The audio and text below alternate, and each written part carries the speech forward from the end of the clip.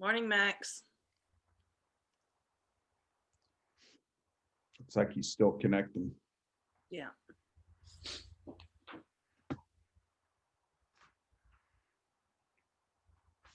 Hey, everyone. Welcome. How are you? Doing good. How are y'all? Doing good. Trying to stay warm. I know. Oh my gosh. Hey, I was going to send you a text or email the other day. Did you get my email with the video testimonial link to do the testimonial? I went to double check and see if I could find it, and I couldn't find it. I'd opened it, and then when I went back, for some reason, I couldn't find it. It's I was going from, to email y'all in the afternoon today. yeah, I think it's from BombBomb. I use BombBomb video email. Okay. If I need to resend it, just let me know. Okay. Perfect. And I'll do that. Awesome. Thanks, Tim. You bet. Well, where do my participants go? Admit. Here, I'll let. I got him.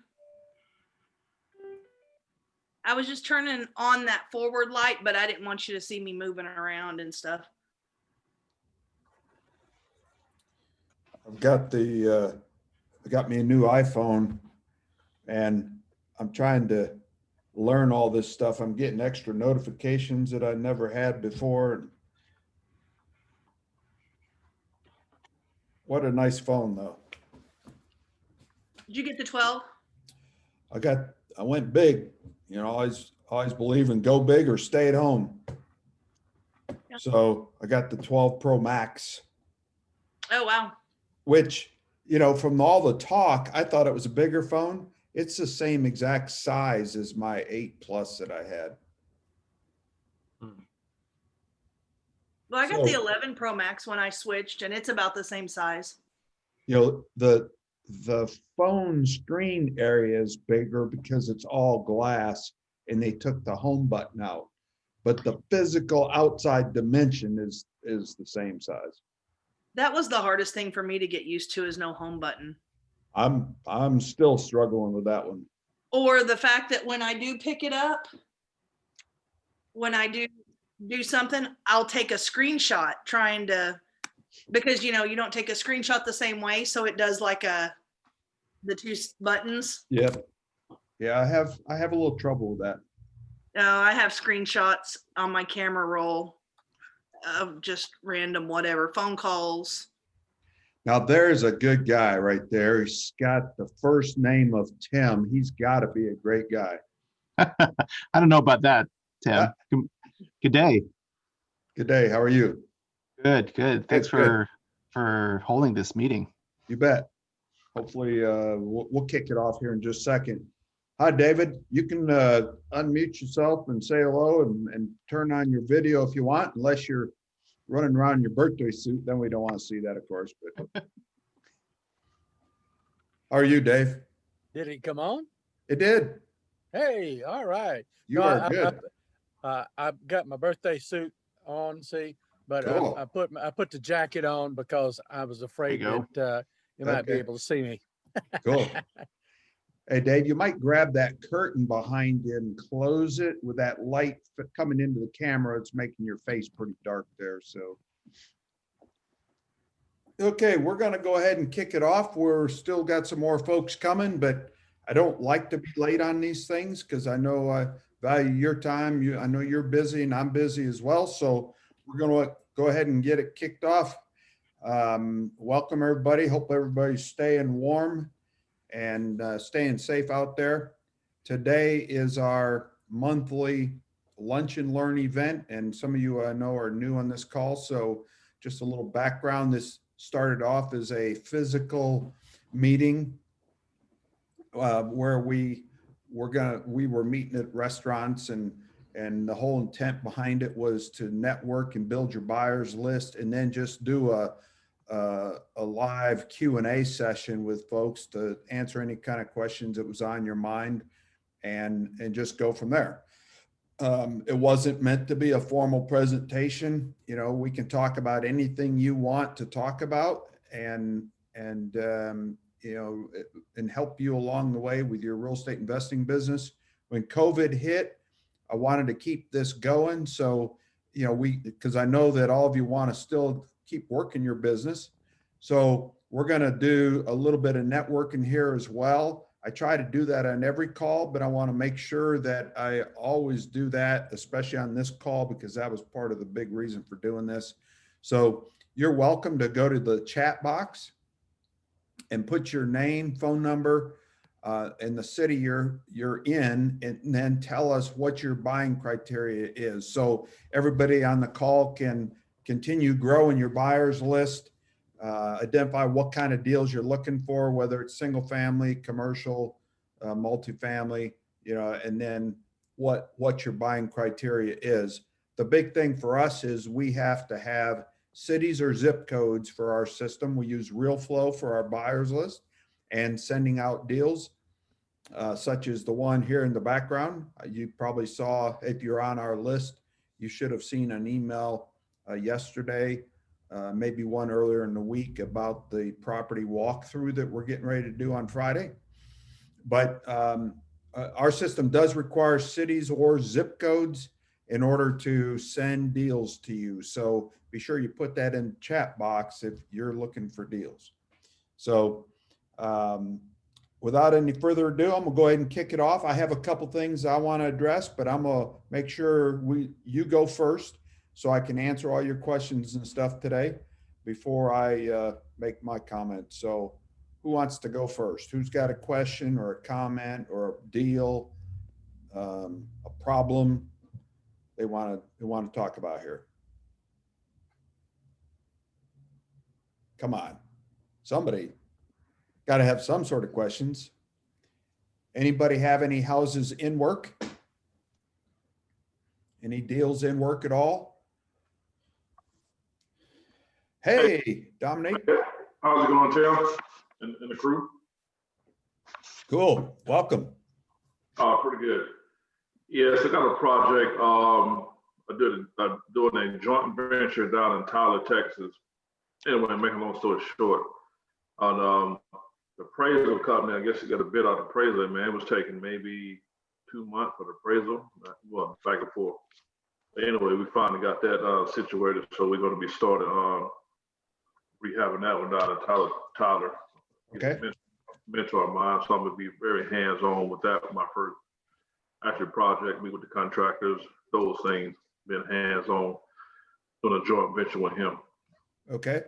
Is your partner that you're JVing with, is he experienced in rehabs? Yes, it was an owner finance home. And so to make a little story short, the guy moved out, so he gave it back to him. So we got bids on it now to get it sold. So we're going in. I'm doing the rehab portion of it, doing the joint venture. So my name would be on the HUD statement after we get done. So Okay. That's my first experience being hands-on with that one. Okay. All right. And so this was a owner finance deal with your partner. He sold it and then he took it back. Is that what I heard? Yes, that's correct. That's correct. The guy that was living in there, I guess, couldn't afford no more with the COVID incident. So unable to afford the payment. So he gave it back to him. So we're in the process of rehabbing, taking the popcorn cellar, doing the siding on the roof and the decking, all that need to be updated. So nice and everything, so we need to update that. So what's your estimated rehab cost? Right now is at 35, so we're waiting on the appraisal to come back. So right now it's at 35 for that one. Okay. So you went out and got an appraisal of the house to tell you the value today or the after repaired value based on a list of improvements? Both today and after repair value. And we met him a couple of weeks back. It took all day for the appraisal company and the lender to it was called out of. They didn't do it in the same house. It was out of house. lender. So there was a hold up on that one. So we've been waiting. So we basically, it was November 11th. So basically just not getting appraisal back to yesterday. I'm sorry. Well, waiting on it. Hopefully we'll get it back soon. Was there a reason you had an appraisal done vice just pulling your own comps? Good question. Like say, my partner, he had the house at first. So basically I'm joining him in the joint venture. So that's how I'm learning the process of how it works before I get my own project. So I want to be hands-on with him on that part. Okay. Learning how it works. Okay. Did you also pull comps too? Yes, we did. Okay. So it'll be interesting to see. You haven't seen the appraiser's number, right? The after repaired value? No, we have not. So it'll be interesting to see what the appraiser's number comes back at, all fixed up, versus what you pulled comps and estimated an RF. Do you have an estimated after repaired value now from what you determined?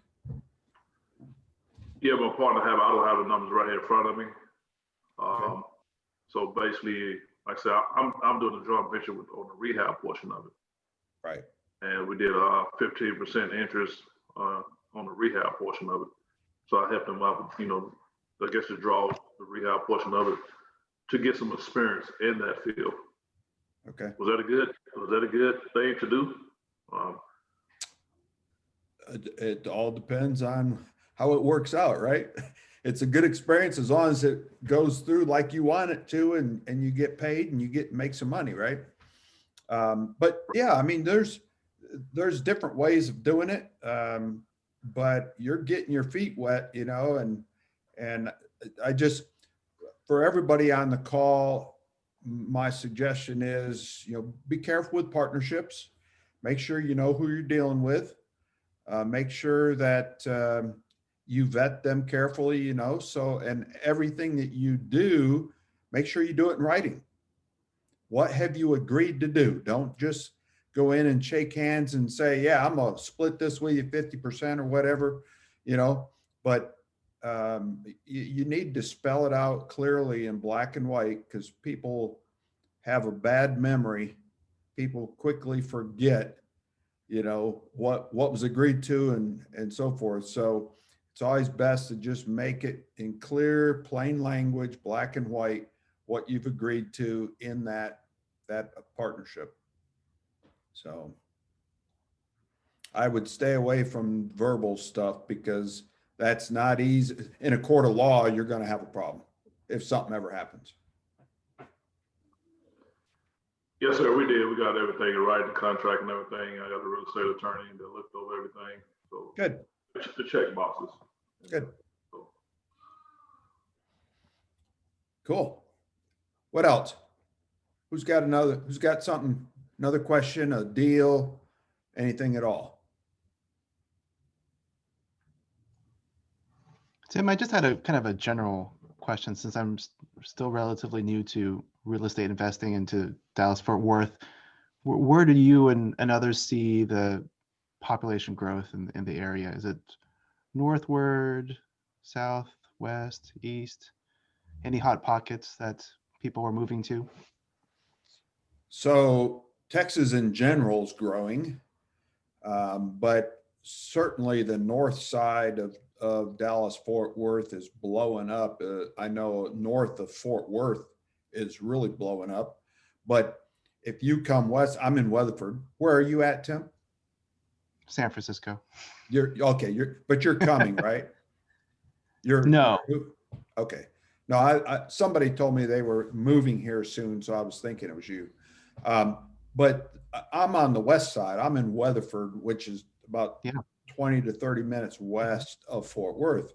Right. And, I've been here 20 years, and the growth, if you drive down I-30 from Fort Worth to Weatherford, it's just amazing, the houses that are popping up, and it won't be long. There won't be any separation. It'll be like driving from Fort Worth to Dallas.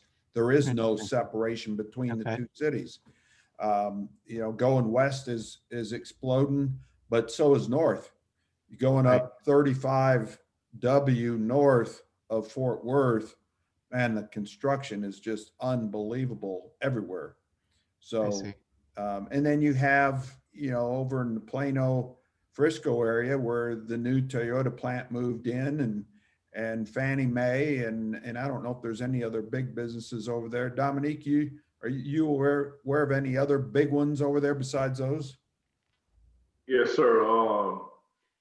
Liberty Mutual is in the area. I know one of, like I say, Toyota.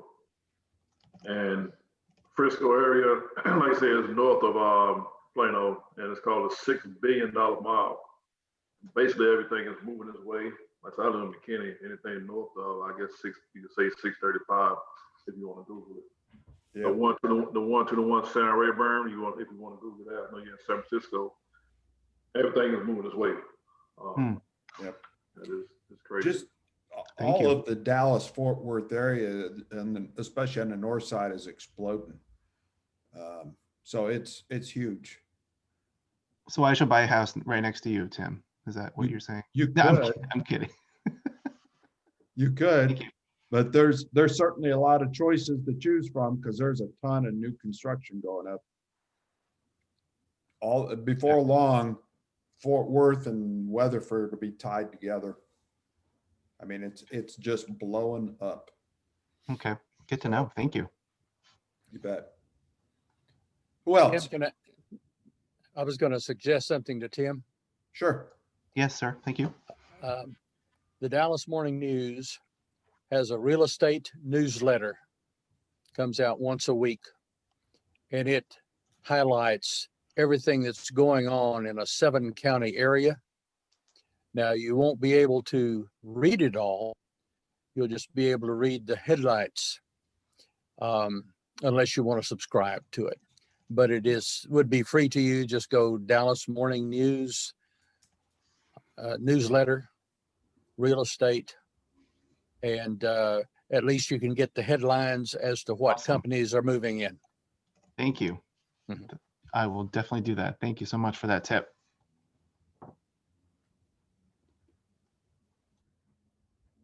Yeah, I hadn't heard of that one, Dave. So thanks for that. All right, who's next? So while you're thinking of questions, I'll just throw out a couple of things. I hope that those of you in the Fort Worth area will come to our property walkthrough tomorrow from 12 to 1:30. And what we're doing, it's actually this house behind me here that we'll be meeting at. And this is the first one of these that I've done. It's intended to be educational for those of you that are thinking about getting into the rehab business.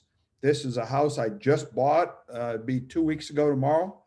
And I want to use it as a training evolution for everybody to be able to come in and see what a ugly old 1950s built house looks like when somebody moves out and just leaves the mess behind, and it's been ignored for many, many years.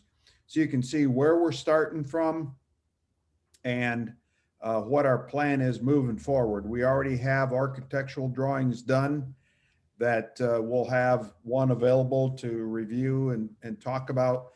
We're going to walk you through the plan, walk you through what to look for in the rehabs. My rehab contractor will be there to answer questions, and we'll take you through that whole process. And then we're going to record it. And then we plan to do a weekly or bi-weekly video walkthrough of this house to show you the progress. And it will all be posted on our YouTube channel for the group. So if you are not subscribed to our YouTube channel, please do that. Subscribe to it and click the notifications button, and then you'll be notified when we post this new video. But it should be pretty good. We're gonna just go through all the details inside and out and show you all the things to consider so that you have a better feeling as as you start to get into the rehab business. It's going to be a cute little house. It's on a corner lot. You can see all the trees that are overgrown and stuff now. We're going to have all that cleaned up. I'm just going to tell you what we normally do in our rehabs and tell you what I found over the years that works and things that don't work and so forth. So should be a lot of fun. I am going to offer that home for sale as well. If you have an interest in it, you're welcome to make an offer tomorrow, but I'm really not really trying to sell it. I'm using it as a training tool. I know that I'll make a lot more money on it, rehabbing it and selling it, but if somebody wants to take it over, the contractor's already in place, the engineering drawings are already done, and the city permits are going to be requested tomorrow afternoon. So we'll be moving forward on that. So I hope you can come. You can even come from California if you'd like, Tim. Thanks. Okay, any questions on that? Tim, are you going to do a video of that too, or is that just going to be an in-person deal? Say again? Are you going to do a video of that too, or is it just going to be in person? No, I am going to record it. Yeah. Okay. I'm glad you mentioned it though, Frank. This is the first in-person meeting we've done since COVID. Social distancing will be in place. You will be required to wear a mask in the house, and we're probably only going to let 10 to 15 people at one time in the house and just spread out. But we do plan to record the whole thing. And, this would be a tough one to try and video and be able to show you the details of the house. So.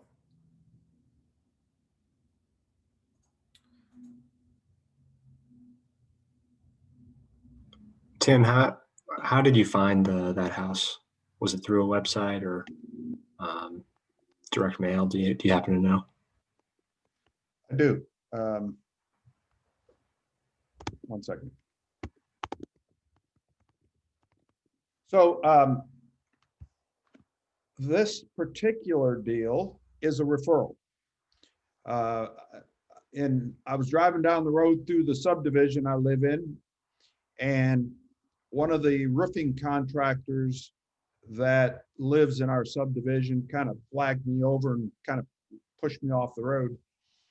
And he told me that his accountant, which I don't know, I do now, but his accountant is in the same subdivision I live in. And she has an employee that has a house that needs to be sold, and they wanted me to go look at it. So ironically, I've never done business with this roofing contractor. We've both been in the subdivision 20 years, and we waved each other as we go by each other, but that's it. And then, but he flagged me down and gave me this lead and said, this guy needs to sell his house. So I bought it. It was inherited from his father, and it was his grandfather's house originally. So he spent a lot of time in there as a kid. He moved in when he inherited it from dad, was going to do some fix-up work on it and then sell it. 30 years later, he just sold it to me and didn't do a thing to the house. I mean, didn't do a thing to the house. And if you haven't seen that, you should have gotten the email from me with the link to the property, and it has all the pictures in it and stuff. And it's on the group property listings page as well, but you should see all the pictures there. And you'll see that they haven't done anything to this house in years. So we're doing everything but the roof, plumbing, heat and air, windows, siding, paint, flooring, plumbing, cabinets, foundation. I mean, we're doing everything except the roof. Okay. All right, who's next? Anybody doing any marketing? I'm going to start. Go ahead, Tim. No, I was going to say, my agent and I are going to start direct mail marketing next month. So we'll see how that goes. Hopefully it won't be a hot mess, Yep. So you mentioned agent, real estate agent? Mhm. Is that because it's a partner, or is there a reason you're using an agent? Just curious. So the real estate agent, he's investor friendly. He was a referral from a real estate investor, and just after 2-3 months of looking for deals on the MLS and looking at wholesaler emails, both of us were getting a little frustrated. So I just kind of asked the question, like, is there anything else that we can do? Have you considered direct to mail marketing? And I think it kind of percolated in his brain for a while. And so we're kind of going down that path and learning a ton about what wholesalers have to go through to find deals. But it's been interesting. And so again, we'll see how that goes. So is your agent here in DFW then? In Fort Worth. Okay, all right. So one of the things that you might think about is we have services here. They're actually a sponsor of our group, the Real Estate IQ. They have list services that they will send you. They run all the new MLS listings through an algorithm that spits out the leads that are possibly a deal. They don't send you every lead, but they send you the stuff that fits a definition of a discounted property, and they send you comps to go with those leads. So if that's something that you might be interested in subscribing to, make sure you put your email in the chat for me, and I will send you a link to that. But they do two things. One, they have comps tools in the service. Of course, you have an agent; they can do comps for you. Right. But this tool allows you to do the comps yourself, and it doesn't require a license for that. But they have a list service that will give you 10 or 11 different types of motivated seller leads 6 days a week to your email. And then they have another service. It's an upgraded service that includes MLS Deal Finder, and they send you new MLS leads every day. So that's a separate service. Whereas the list service, they're non-listed properties. They're absentee owners, probates, pre-foreclosures, judgments, liens, divorces, things like that. So those are non-listed properties. That's a 6-day-a-week service as well, but it is separate from the MLS Deal Finder, which is new MLS leads that are still some sort of discounted property. Okay, great. So Definitely will that add my email. your agent may find that quite helpful because it takes the search out of it, because the system's already done those, run it through those filters and given you the potential deals to narrow down the list. If you just go look at everything on MLS, you'll have lots of deals and you got to go do all the filtering. So, Right. Okay. Thank you. Thank you. Can I ask a slightly different question? Sure. I don't know how everybody is, but I have a little bit of email ADHD with all the emails that come from the MLS drip and the wholesaler emails. I'm just kind of curious. I mean, I think that, in a little bit of reflecting about my experience, that I haven't really been consistent about reviewing that. And I was kind of curious from all of you, do you have a particular system or a workflow where do you do that, like review all the emails in the morning at 6 o'clock or something like that? And just kind of curious what other people are doing, because I believe success is all about consistency. Anybody else want to answer what you're doing before I do?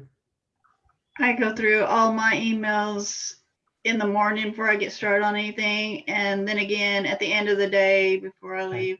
They pop up. If it looks like it's a really important email, I'll look at it during the day where I'm doing. But for the most part, I check it in the morning and at the end of the day. Thank you. Thank you, Linda. Anybody else? So I think a lot of the answer to your question, Tim, is going to be based on, what's your schedule and, how much tolerance and what's your mentality towards doing that kind of stuff. Mm. I've been in the business 20 years. I get so much of that stuff that I'm just overwhelmed with it all the time. Mm. But I find myself now starting to unsubscribe to the many, many wholesalers out there that I just don't see deals from. I mean, Hmm. yes, it's a lead, but for me, I'm a little bit harder for me to, take interest in a wholesale lead just because if I'm going to rehab it, I spend a little more money in my rehabs than most people. Hmm. And I do that because I have a certain way I want it done and certain level of quality, Mhm. which means I got to buy it cheaper. And Oh, wow. many, many, many of the wholesale leads are Right. not cheap. They're not accurate. Right. Many of the wholesalers are inexperienced and they don't know. It's not, first off, you could take 10 properties, put 10 wholesalers in it, 10 contractors, and 10 appraisers, and everybody would come out with a different price on what the value of that house is going to be. I'm going to rehab differently than you would, or David, or Frank, and Linda. So there's always going to be a difference, right? But a Sure. lot of these guys overinflate the after repaired value and don't have a clue what the true cost to rehab is going to be. So they I see. underestimate what the repairs will be. Oh, I see. Okay. So that means you're always going to have a difference in the after repaired value, which is your starting point for analyzing your deal, right? Right. Right. You got to know what the after repaired value is. So if that's too high or too low, or your repair costs are too low, I mean, it's just going to have a big impact. And then what comes into play is what's your business model and tolerance for risk? Do you mind? Are you going to buy and hold? Do you plan to keep it? If you're going to keep it, then you might be willing to accept less equity at the time of purchase Sure. because you're after the monthly cash flow. Right. Right. So, whereas if you want maximum profit, you're going to rehab it and sell it and you want maximum profit, then, you got to be very selective on what kind of purchase price you're going to pay for it. Okay. So, I mean, there's just a lot of factors. Okay. And so Thank you. to back to your question, I kind of read my emails throughout the day, depending on what I'm doing. If I'm out on the site looking at houses or something, then I'm not watching it so much. But I'm kind of anal about staying up on the emails and deleting them as Okay. soon as I can look at them and see that there's nothing there, I delete them. Now I'm to the point I'm unsubscribing to a lot of them. Okay. Thank you. Anybody else want to chime in on what they're doing? Have you ever heard the term time blocking, Tim? I have. And so I think that's the next step, to time block it, really protect that time. So I can be a little bit more consistent about reviewing deals. But I'm glad to hear your opinion on what the emails from the wholesalers, because when I take a look at it, nothing seems to make sense. Yeah. Yeah. Yep. And the other thing that comes into play is you really should evaluate it yourself. If you think there's something close, evaluate it yourself with an MLS tool, whether it's, True MLS or one of the other tools like I was telling you about earlier, because we don't know what they use to come up with their comps. If they use Zillow or used eAppraisal or one of those free tools, And believe it or not, nowadays there's still a lot of people using those free tools that are not MLS. Hmm. And that's a big thing. If you're not familiar with that here in Texas, Tim, you can't use those free tools. They do not give you true sold data for Texas. Texas is a non-disclosure state, which means that the public is not, that the home sales data is not public information. So those tools, even though they give you a number, they are not accurate. Good to We know. have a Thank you. comps tool in our group that you can subscribe to for practically nothing. That is a subscription service, and it doesn't give you access to MLS, but it allows you to enter a search and it pulls the data from MLS. Cool. Thank you. So, all right, who else? Nobody? Question for you, Tim. Okay. Turnkey, investing in turnkey properties, project versus, I guess the question I want to ask, let's say the house behind you, you sell it, when you get done with it. Now, would that be a turnkey? A turnkey is already furnished. So I guess some people might have a little bit variation in the definition of turnkey, but my understanding and definition of turnkey would be you go and you do whatever the property needs and you get it occupied with a tenant in it, and then you make it available for sale. That's what I would call turnkey. There's companies out there that specialize in doing that, but there's individual investors that do the same thing. There's nationwide companies doing that very thing too. I've never used them, so I really don't have a recommendation for it, but there's plenty of them out there. My reservation with using a turnkey company like that, I mean, they offer you the opportunity to invest in their company in a property somewhere and they manage it, but that's just not me. I like to see it, touch it, check on it once in a while. So if it's off in California or Utah or something like that, I'm probably not going there. That's just me. I don't know if that's that Marine Corps training I had all those years of trying to, being in charge and stuff. I just, I don't like that idea, but a lot of people do. There's a lot of people that have money in this business and they don't have the time, but they have the interest in participating in the real estate business. And that's one way to do it, is through turnkey properties.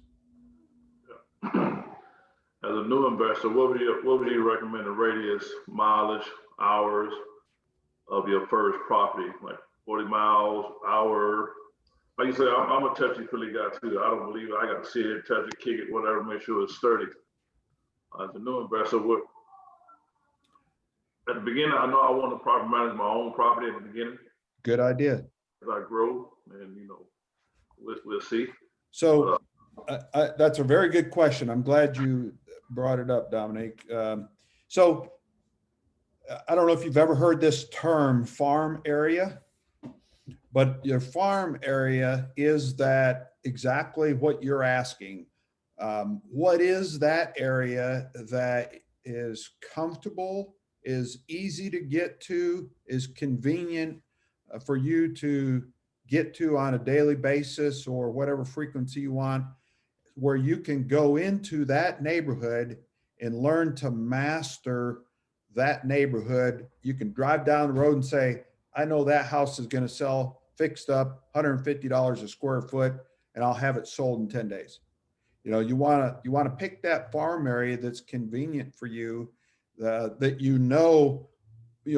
range of the square footage and the age built, that it's a good school system or what kind of ratings they have. but it makes it really easy for you to get to on a routine basis. And then you can just go market the heck out of that neighborhood. And, it makes it quick to go respond. So in my case, when I started 20 years ago, I didn't have somebody like me telling me these kinds of things. And guess what? I ended up I'm in Weatherford. I did a whole bunch of deals in your backyard. Plano, Frisco, McKinney. I did a bunch of deals over there. I don't go there anymore. Now I will, right deal. But that was tough.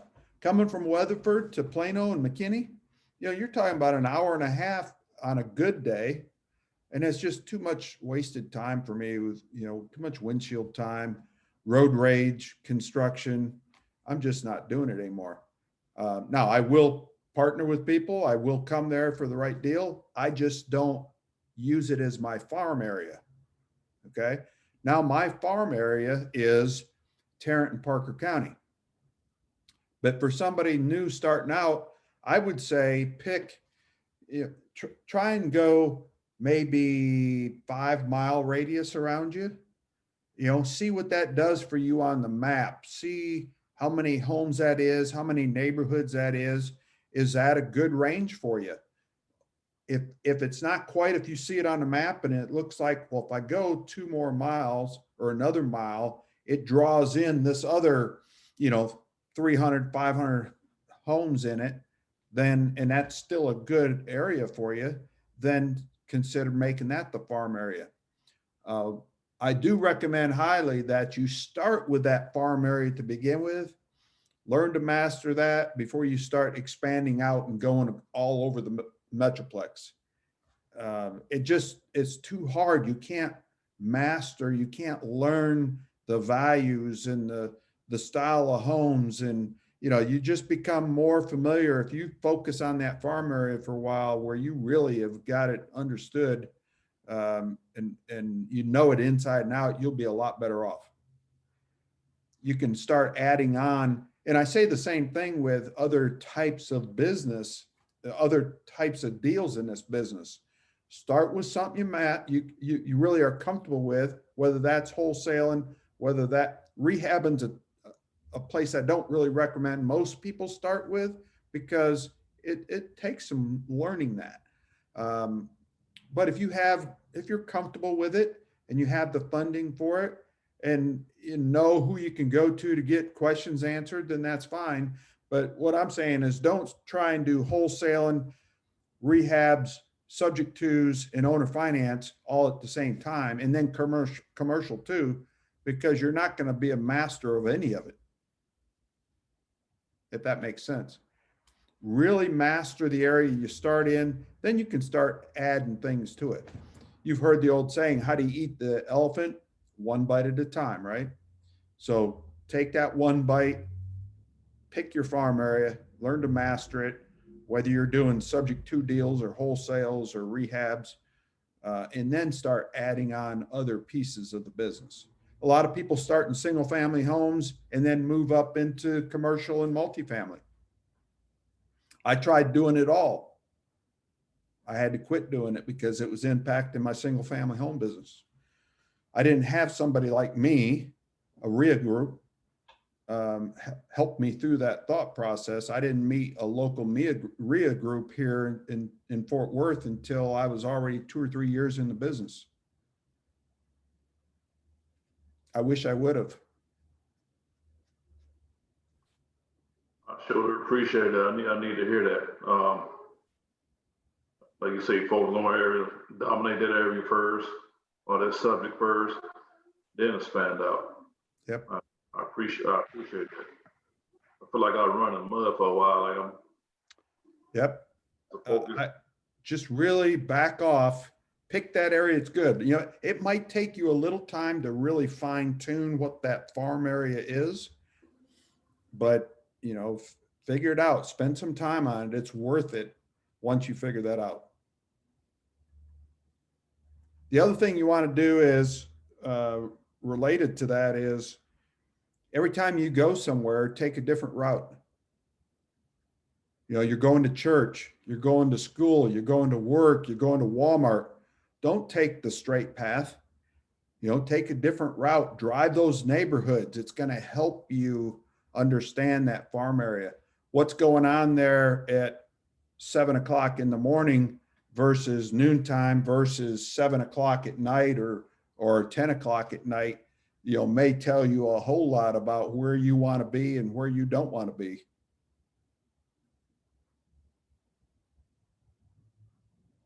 Weekends, going through a neighborhood on a weekend might tell you an awful lot too. Okay, what's next? So just one more comment on that, Dominique, is, you know, I have a list of zip codes that I use as my farm areas now. It's not so much a city as it is a zip code. Because, you know, for example, in Fort Worth, I can't remember how many zip codes there are in Fort Worth, but there's a lot. Well, I don't want to be everywhere in Fort Worth. I'm fussy nowadays. You know, some people will say, yeah, everywhere. Somebody says Dallas, Fort Worth. Well, that's 180 some different cities, I think it is, suburbs and stuff, considered DFW. There's some places I don't want to go. Should I? Maybe.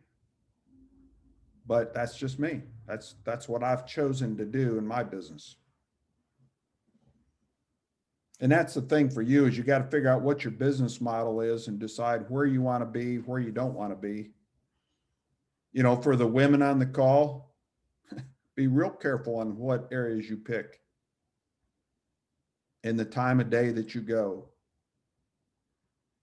And is it a vacant property it's bad enough going to a little shady neighborhood, but going to a little bit of a shady neighborhood to see a vacant house and going in and looking at it by yourself makes it kind of risky, even for males, but you know, for women, it's even more risky.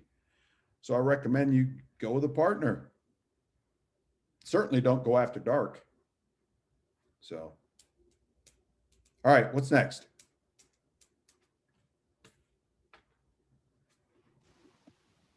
Hey, Tim, it's David. Yes, sir.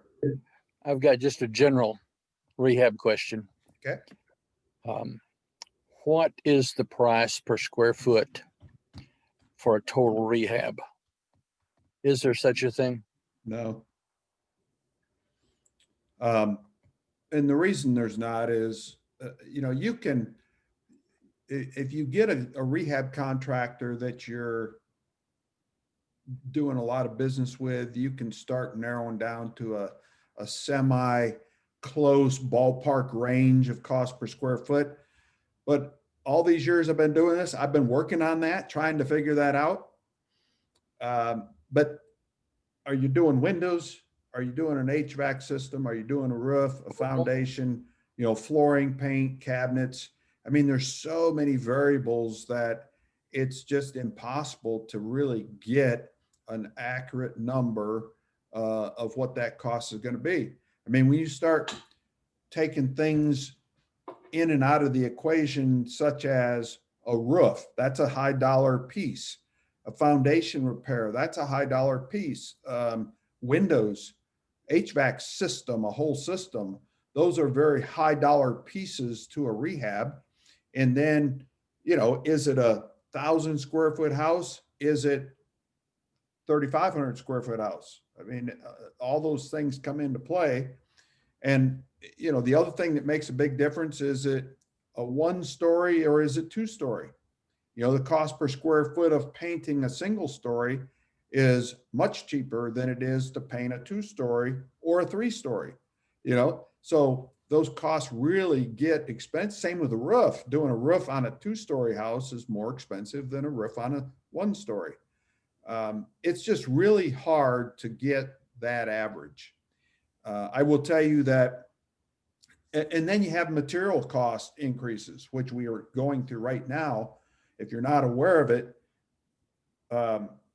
COVID, all the tropical storms in the Gulf this spring and summer, And then all the fires out west have got our rehab costs, our material costs going through the roof.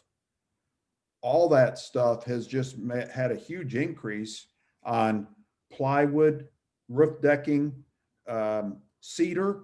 Oh my God, trying to buy cedar picket fence. They used to be like under $1. Now they're like $3.15 a picket. You know, so the pricing has gone through the roof on materials. So even if you had a number one day per square foot, it's going to change. So it's hard to keep up with it. But my costs right now are running me, depending on what we're doing, I'm running between $20 and $25 a square foot. Have you ever seen the show Texas Flip and Move? Flip and move. I've probably seen it. I just don't, the name doesn't. HGTV. Yeah. Okay, that's where they come in. They buy a house that has to be moved. They buy Okay. it for $5,000. They pay the moving cost, and then they take it to the studs. They do roof. They do HVAC. They do everything. And I am debating. I've been trying to research it a little bit, and I've heard individuals say for a minor rehab, figure $5 a square foot. For a more major, $10, all the way up to $20 a square foot. And that to me was kind of confusing. And that's why I was asking you for an explanation, because what I've got, it's a rural, it's a 80-year-old farmhouse. It is in poor condition. It has a hole in the roof. It has water damage, and it's let's see, what do you call it? Not non-conventional, but it's not a modern interior design. And the bathroom was just added to it. So I was looking at coming up with a price, maybe $40 a square foot, to do everything but the flooring. The flooring is still good. In fact, the walls are still good. If you're familiar with 80-year-old farmhouses, they're all wood. Everything is wood. And I was just trying to come up with some type of an estimate on what it would be to do a Texas flip and move, which means take it to the studs. Yeah, I'm pretty sure, David, that you're not going to get anywhere near what they were quoting. And that's the other thing, is that I didn't even mention stripping it to the studs and re-insulating and drywall, tape bed and texture. That adds another whole cost per square foot to have to do that. Are you coming to the walkthrough tomorrow? I sure am. So I need know to ask that question of Jason with Okay. Rehab Kings, you know, and let him tell you approximate cost per square foot for that kind of project. But that's going to be a lot more than the $25 a square foot. I'm sure of that. Let me ask you this, if you know the answer. What is the cost of new construction, non-brick? So I haven't done new construction, but I was looking into it here a while back. I know somebody that says they're doing it for about 110 a square foot. I know somebody else though that told me it was a lot more than that, depending on what the design of the house is and what you're putting on it. You know, are you going all out and doing high-end finishes or what? So there's just, you know, Too many it's variables. so hard to really pin down a price and having a conversation like this without knowing what level of quality you're talking about, you know, and cabinets and counters, and, you know, are you doing a 20-year roof or 35-year roof, or are you doing a 50-year roof? You know, all those things make a difference. What did you say the gentleman's name is? Jason Coyle with Rehab Kings. He's our sponsor of our group for general contracting rehabs, and he's the one that's doing this rehab for me, and he will be there tomorrow. Well, I'll be there too. I know the neighborhood well. I Okay. lived in that neighborhood in 1970. Okay. Cool. Looking forward to seeing you. All right. Who's next?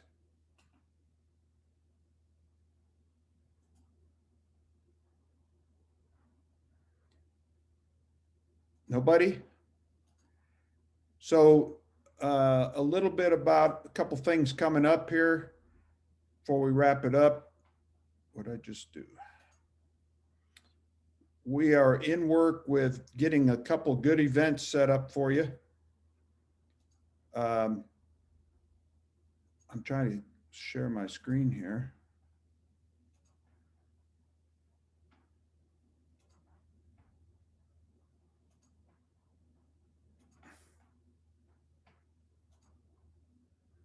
Okay, can you see my screen now? Okay, so I just got a commitment for the, I don't have it in here yet, but the first Saturday in, I'm sorry, second Saturday, we're moving the January meeting from the 2nd to the 9th. And it's going to be on, we're going to do an overview of all the real estate IQ tools, but in particular, we want to do some deal analysis live on the call to show you how to pull comps, how to analyze those comps, what to look for, what's it mean, because it's not just about the number that a house sold for, but what went into that house to get it sold that quick or that slow, whatever the problem was, whatever the circumstance, days on market. So we're going to talk about that. So what I'm hoping everybody will do is bring your leads to the meeting.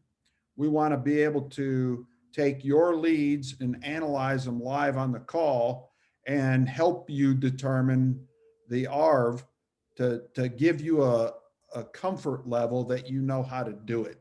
Okay. That's going to be important. I think we want to do that on Saturday, the 9th. You'll see the invitation coming out here in the next couple of days. If not tomorrow for sure. I know Pam's got it drafted up for me. I got to review it and then get it posted. So watch for that and hopefully you can attend that. And then in February, again, we don't have that in the calendar yet. We're waiting for the content, but we're going to talk about multifamily analysis. So that'll be on February 6th. We'll be getting the other meetings, the Tim's Tuesday Tips and the Lunch and Learn meeting on the calendar as well. We're going to be doing in March. We're going to have, I just got this approved yesterday. I'm sorry.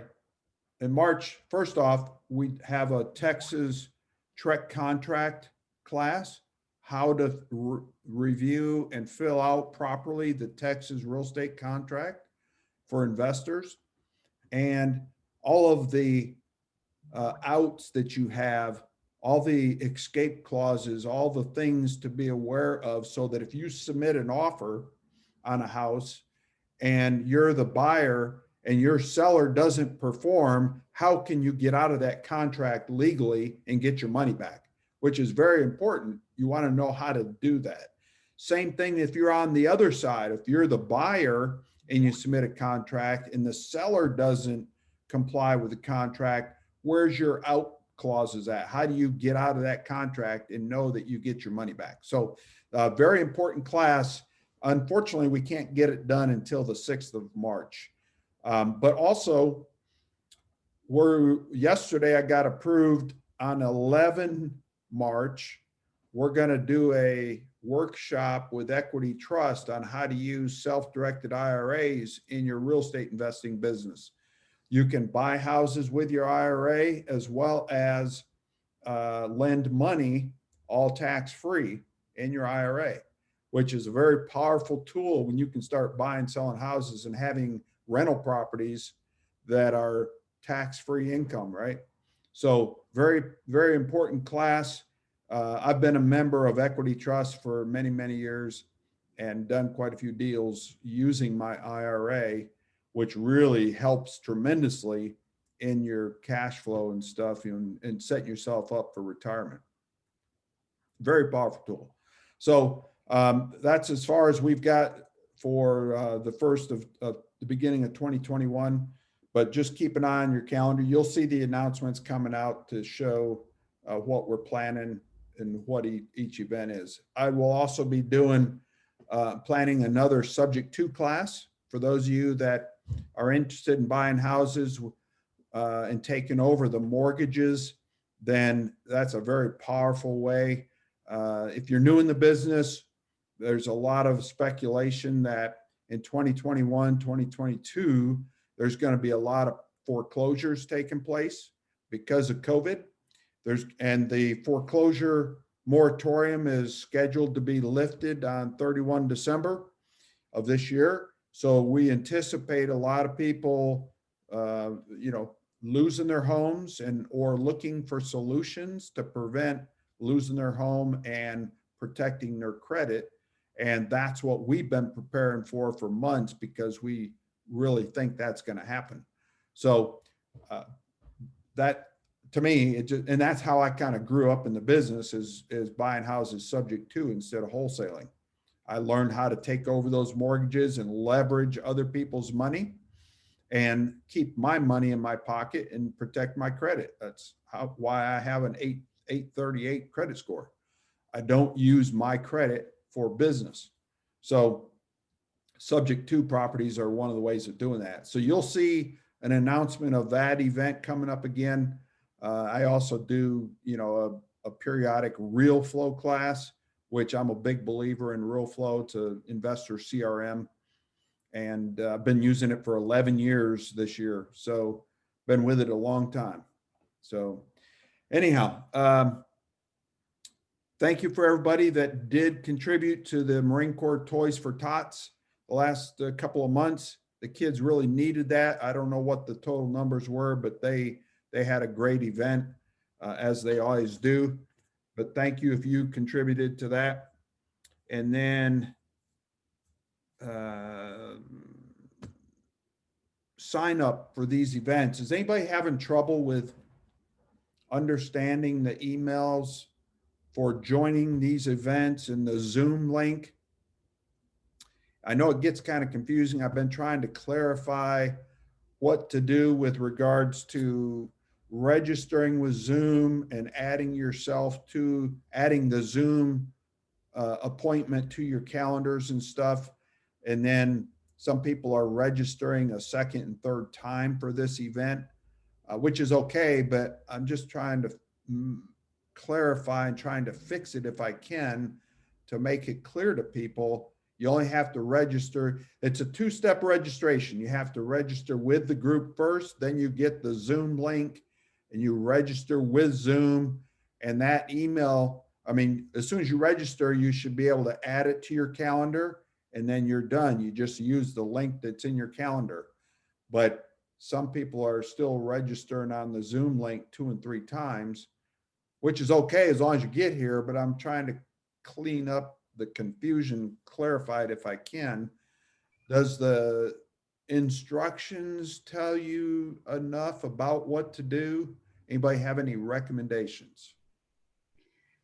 To me, the instructions are good. I'm just still having trouble figuring out how to get it to my calendar. It's not working when I try to save it to my calendar.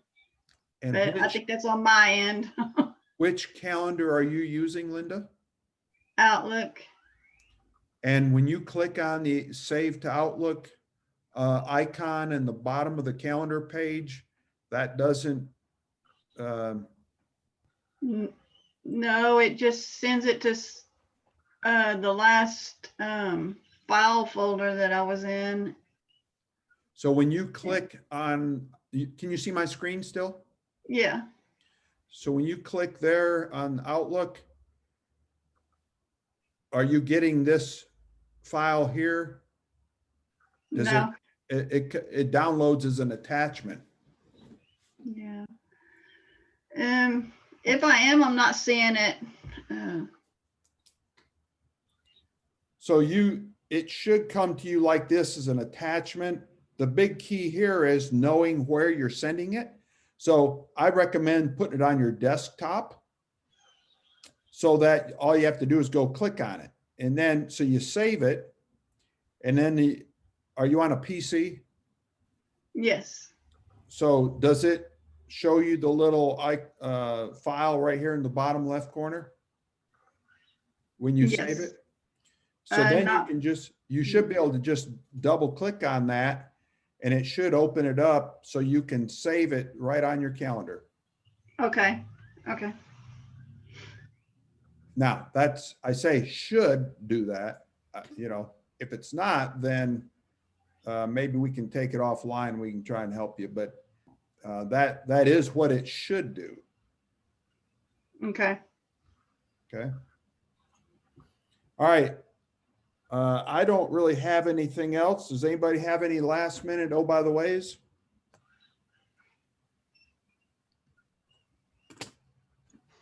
Anything? Happy holidays. Happy holidays. Merry Christmas to everyone. This is the 17th, so this is the last.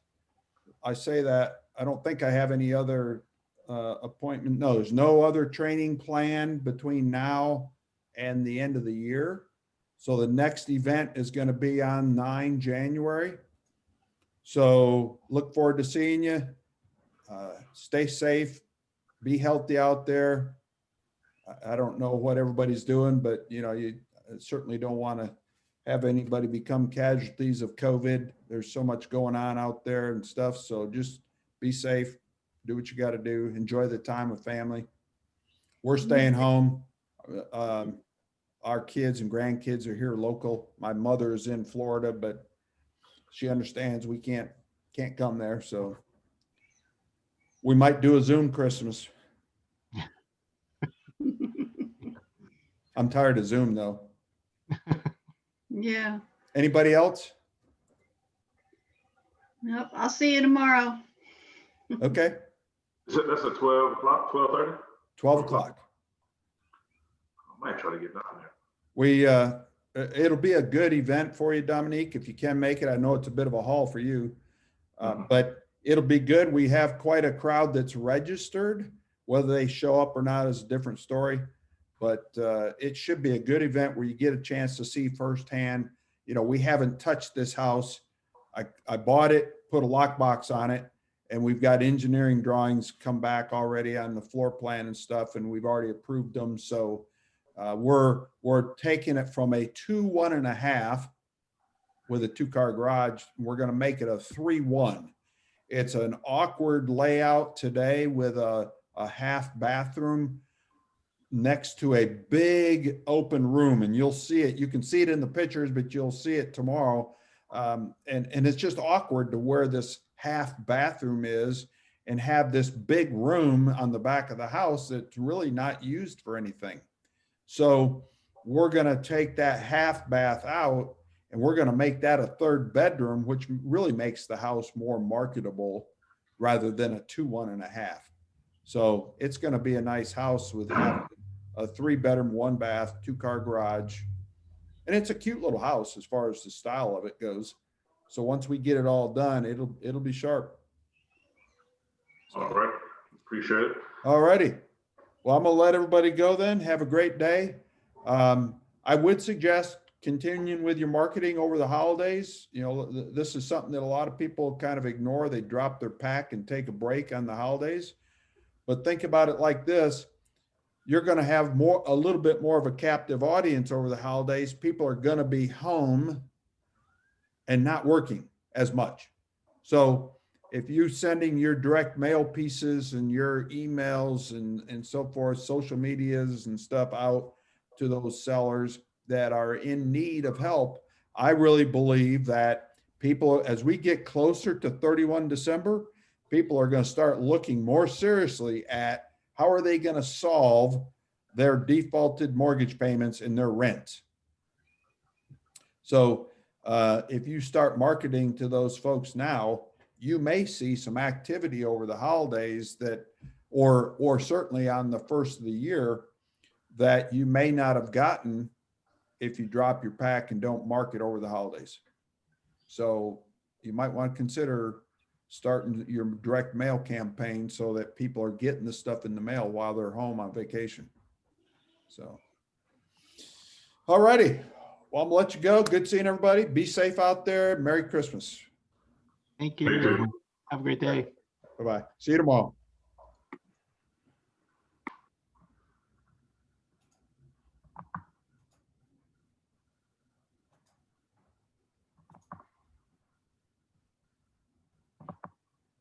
So let's talk about the old versus new way to launch your